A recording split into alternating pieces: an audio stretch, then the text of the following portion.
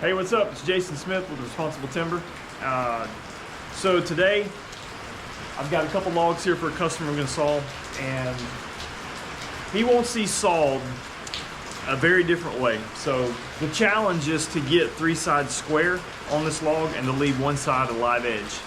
And so we're going to saw this log up for him today. So basically we're going to make a cut, turn it, make a cut, turn it, and then make another cut, and then leave the bark on one side. And there's a number of reasons why a customer may want to do this. So I'm not sure in his particular situation what he wanted to do, but or what he's going to do with this. But there's a couple things he's potentially going to do.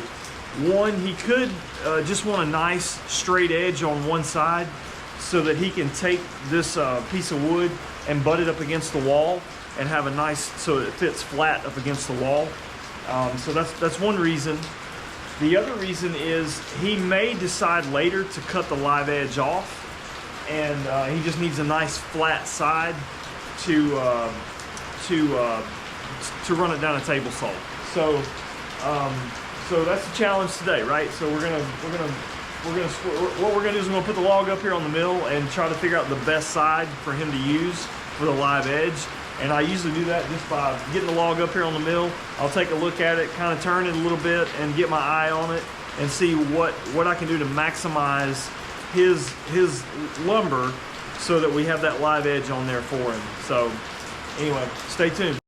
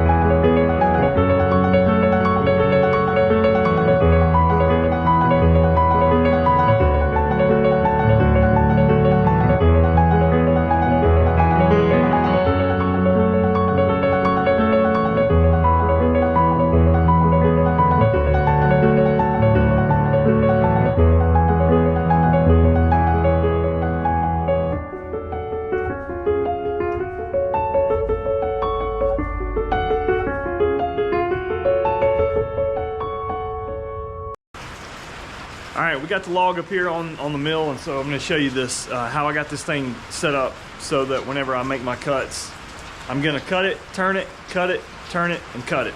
And then I'll have the side that I want to leave the live edge. And so what I did is I actually, if you can see down the log here, what I actually did is I've got the knot on this side of the log. It's down there. And what I want to do is I want to leave that knot feature, so that whenever, let me walk around here to the mill, so that whenever he does his woodworking, what he wants to do is he wants to include this knot maybe in his live edge. So it kind of, there's a big knot that comes out right here. So I'm going to cut it to where if he wants to leave that feature on there, he can. And that's really the only, this is a pretty straight log. There's not a whole lot of knots on it. And that's really the, that's really kind of the only feature that's sticking out on that log. So, but that's what I'm going to do. I'm going to cut this thing right down through there to where that gives him the option to work with that feature if he wants to.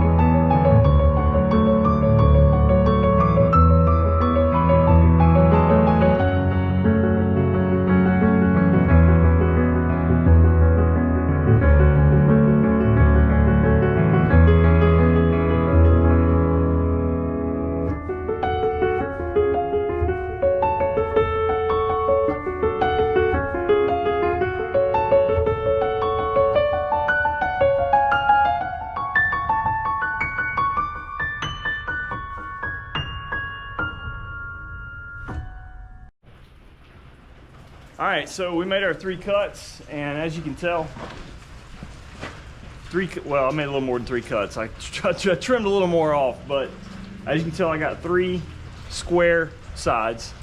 And the reason I know it's square is because you may have saw me in the video. I took my speed square, butted that up against my cross bunk, and made sure that the log was square before I made my second cut. And I mean, I always test it just to make sure. Like, my machine will tell me whether it's square, but I always test it by hand. It just doesn't take very much time, so I don't mind doing it. Just a kind of a quality control check, just to make sure that that log is square, so that if someone does want to run this up on a table saw or something, they'll have a nice square edge. And so I always check it just to make sure. I trust my equipment, but I always check it with a speed square against my cross bunk. But now I'm left with this. So I have one side that's a live edge, and as you can tell right here, I've got the knot feature on this side. That's exactly what I was trying to do. So what I'm going to do now is I'm just going to cut. He wants 1 1/4 inch boards all the way down, and so that'll give him a nice square edge on this side. That'll give him a nice top for a table if he wants to do a table or a bench or something. And then obviously the bottom side, when I cut down here, it'll be nice and flat too. So 3 sides squared, and 1 side will be live edge. And yeah, here we go. Let's do it.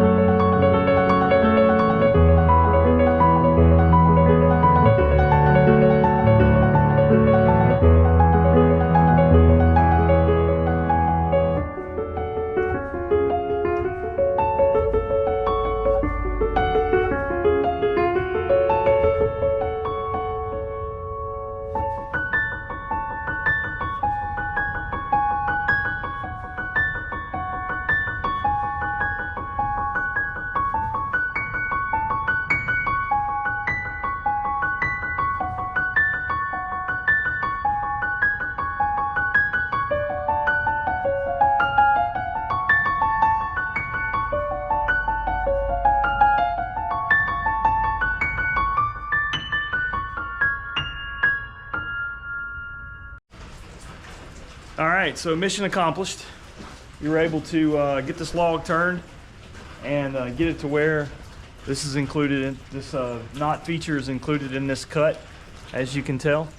And so this is a piece of ash that he dropped off a log, ash log, and so we just kind of did some custom cutting for him. So just give you an idea of some things that we can do if you got irregular shaped logs or something that's a little funky.